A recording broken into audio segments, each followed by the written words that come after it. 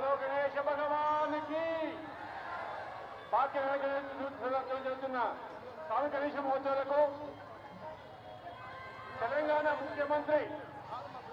ముఖ్యమంత్రి సీఎం రేవంత్ రెడ్డి గారు వచ్చారు. దాదాపు 46 సంవత్సరాలుగా జరుగుతున్న ఈ స్వామి గణేశ మహోత్సవాలలో మాత్రం సున్నితంగా తిరస్కరించారు. నేను ఇక్కడ ఎక్కువ సేపు స్పెండ్ చేస్తే భక్తులకు కానీ వచ్చేటువంటి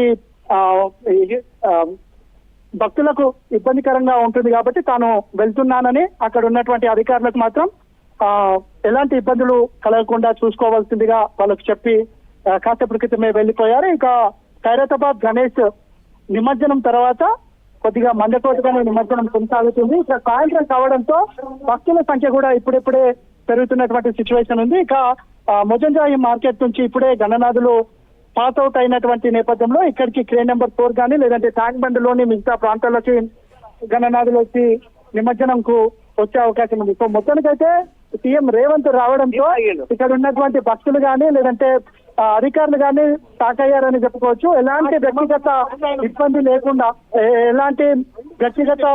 లేకుండా ఎలాంటి ఫోర్స్ లేకుండా ఒక సాధారణ పర్సన్ లాగా ఇక్కడికి వచ్చి ఆయన భక్తులను కలిసి అదేవిధంగా ఇక్కడ ఉన్నటువంటి ఏర్పాట్లు ఏ విధంగా ఉన్నాయనే విషయాన్ని ఆయన ఇన్స్పెక్ట్ చేశారు.